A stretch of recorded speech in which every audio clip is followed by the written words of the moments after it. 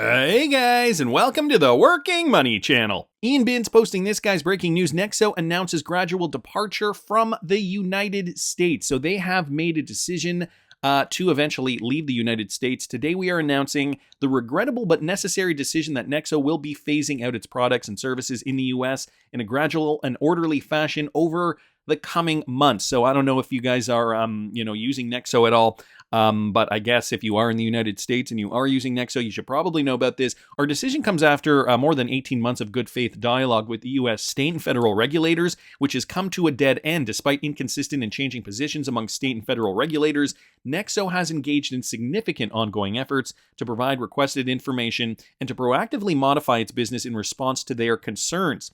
It is now unfortunately clear to us that despite rhetoric to the contrary, the U.S. refuses to provide a path forward for enabling blockchain businesses, and we cannot give our customers confidence that regulators are focused on their best interests. So here we have it, guys. The first of, likely many companies that are going to gradually leave the United States if we don't see, some kind of clarity. This is a tumultuous time right now. And I have a feeling, because of the FTX thing, this is why we're seeing a lot of these smaller, not just smaller, bigger exchanges close. Because people are not feeling safe keeping their crypto on an exchange. This is why cold storage solution, always the way. I have been noticing that there has been an uptick of people using my affiliate link, especially last week when we had the Black Friday week sale. I do have an affiliate link in the description of the video. You can use it if you want. You don't have to use it. I like the Ledger Nano products for many different reasons. And so, yeah, guys, if you're also thinking of getting your crypto off the exchange, cold storage is the way to go. Not your keys, not your crypto. Going to keep moving. Not.Make XRP posting this. This was interesting. Ripple is actually one of the top 10. Okay, guys, get this. Top 10 startups in the United States, most valuable startups, with a valuation of $15 billion. So just down here, blockchain firm Ripple continues to record growth, continue the company to rank as the only, okay, get this, only cryptocurrency related firm among the top 10 United States most valuable startups. So what does that tell you? And, what does that say about what the verdict will likely be with the SEC? According to the data required by Finbold, as of November 2022, Ripple, with a valuation of $15 billion, ranked in the 10th spot among leading U.S. startups. And some of those startups, guys, include SpaceX, Stripe, Instacart, Databricks, Epic Games, Fanatics, Chime, Miro, Discord, and you got Ripple here tied with Discord in the number 10th spot, I guess, at $15 billion value. It is worth noting that Ripple's latest valuation emerged after the company opted to buy back shares from investors who financed its $200 million Series C funding round in 2019. So also, an indication that Ripple will likely go public sometime soon. I know they've been talking about it. I know Brad Garlinghouse has said, I think he even said it publicly, that, we're going to wait till, the lawsuit blows over and then we're going to focus on going public. So Ripple shares going to also be very valuable in the future. Going to keep moving, guys. The CFP Board issues crypto guidelines. So this is interesting news. They are the Certified Financial Planners Board of Standards, okay? And just to give you guys a bit of some context here, Certified Financial Planner Board of Standards, Inc. is an American 501 certifying and standard setting organization that administers the Certified Financial Planner certification program, and oversees more than 89,000 professionals using the CFP certification in the United States. So they were founded in 1985, and they include 89,000 members. And they're headquartered in Washington, D.C. Well, these guys are setting the standards for cryptocurrency-related assets to help CFP professionals uphold the code of ethics and standards of conduct in their practices. The CFP board recently issued this notice in response to questions about the application of the organization's code of standards to financial advice about cryptocurrencies and other financial assets whose value is tied to cryptocurrencies. The notice covers topics such as satisfying the duty of competence, the fiduciary duty, the duty to provide information to a client, the duty to comply with the law, the duty when selecting, recommending and using technology. It also addresses considerations that rise under the financial planning practices standards and discusses how they apply to crypto-related assets. So as you guys can see, the United States in many different facets is getting ready for the crypto adoption. They know it's going to come. So, all these other bodies are wondering, well, how do we treat cryptocurrency? Do we treat it like traditional assets? Do we treat it differently?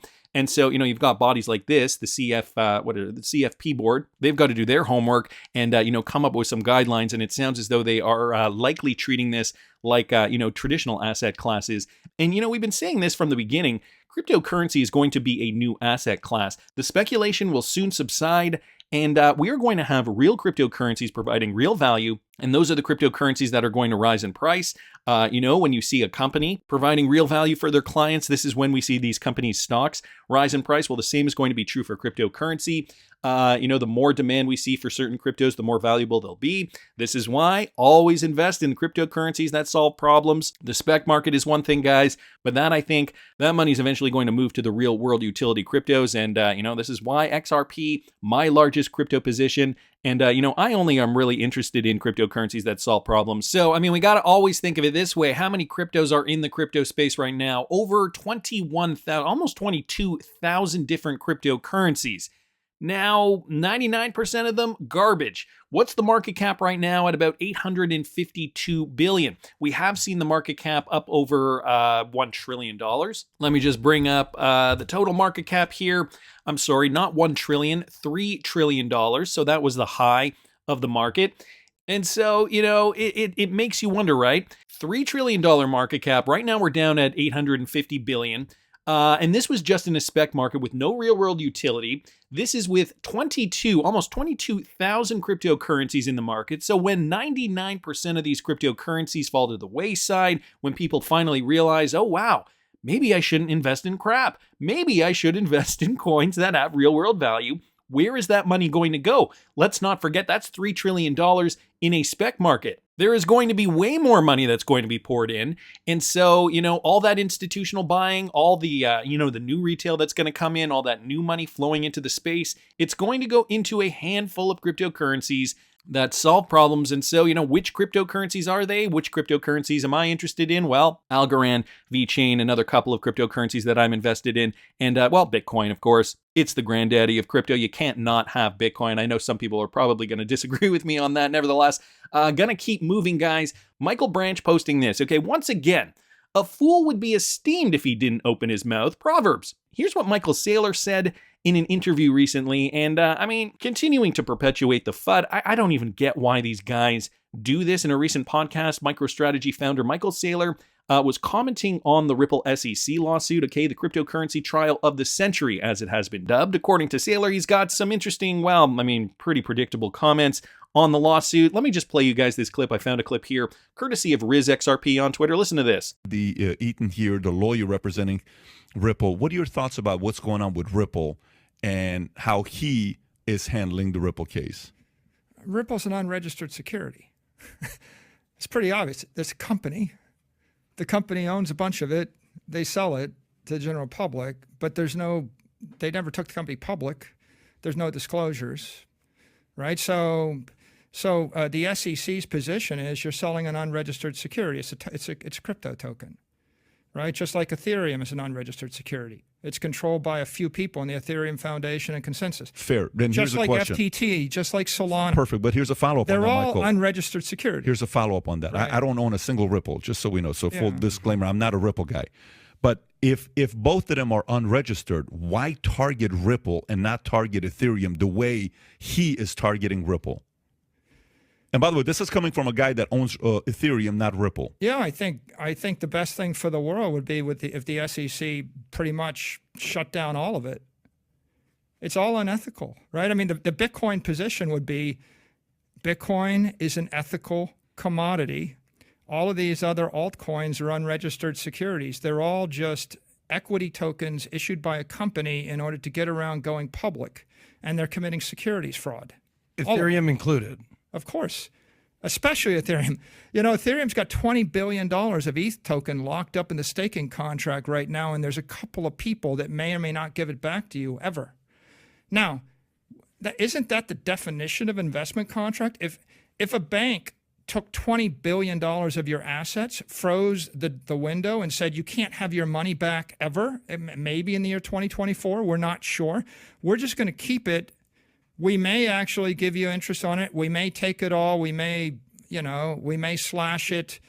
And that's Michael Saylor's position. Everything under the sun should be considered a security. And, I think Gary Gensler wants to take the same approach there. He's even throwing Ethereum under the bus. But what do you expect from a Bitcoin maximalist, really? Saying Bitcoin's the only real, true, pure commodity. Everything else is a security token where companies issued these particular tokens the same way traditional companies have, issued stock. So security contract, I do not agree with this. Obviously, all altcoins are different the way they've been created. I mean, I do agree that likely 99% of these companies, many of them did issue ICOs, but there are a lot of circumstances where, a lot of these companies did not issue ICOs. And this is why, the Ripple lawsuit is so important. It's going to set that precedent. If you didn't catch the video I did this morning, we talked a little bit about this, the Appellate decision. And, if the judge does make a decision one way or the other, whether it's positive for Ripple or negative for Ripple, how much of an impact is this really going to have? I know there have been some people, discussing the impact and how it can be more or less. So we were discussing it in this morning's video. I'll link it up here in the top right-hand corner if you guys didn't catch that. But despite this, though, guys, I gotta hand it to DJ Peter Vass for finding this gem. Do not make Bitcoin, Ethereum, or XRP illegal. Now, you know what he's referring to here? This is a document, okay, from the Federal Reserve, okay, from their public files, CBDC public comments. You guys can see up here, it's from the federalreserve.gov. It is a PDF. Over here, it doesn't have, for whatever reason, the title isn't on the main page here. But you guys can see up here, public comments received on Monday and payments, the US dollar in the age of digital transformation. So that is the title of this. And I don't know what year it was actually from, but what DJ Peter Vass noticed was this, okay? As part of this paper, down here, a few pages in, they say this, okay, maintain a close relationship with the industry. So this is what the Federal Reserve thinks is important. Do not close off the cryptocurrency market by making private currencies like Bitcoin, Ethereum, or XRP illegal. Let consumers choose, and the industry will continue to innovate. So, coming from the Federal Reserve, them mentioning specifically Bitcoin, Ethereum, and XRP, not making them illegal, letting society choose. I don't know about Bitcoin and Ethereum specifically, but we know the Federal Reserve has a new system that they have been developing over the last several years for payments called Fedwire, and it is leveraging Volente technologies, and Volente is a Ripple customer. As of now, the most recent reports on that suggest that they are not currently using XRP. However, that could change in a heartbeat. And, the fact that we're seeing this on the Federal Reserve's website, I think they understand the importance of a lot of these cryptocurrencies, the fact that a lot of them will solve problems. And, likely at this point, they were considering the top 3, Bitcoin and, of course, the Ethereum ecosystem. There were big plans for utilizing Ethereum in an ecosystem for potential value. XRP is a no-brainer. So I am happy to have seen this, a great discovery here from DJ Peter Vass on Twitter. And guys, I will link this all in the description of the video for you if you want to read further. So it does bring me to this. Yassine Mubarak here, a lot of truth in this one. Crypto is a revolution disguised as a casino. Don't be fooled, guys. The coins that have true value are really going to be the ones we're all going to want to hold in the coming years. That's just my opinion, but I want to hear what you guys think. Please subscribe to the channel if you haven't already. Like the video if you like the content I'm providing. I always love hearing your comments. See you in the next one, guys.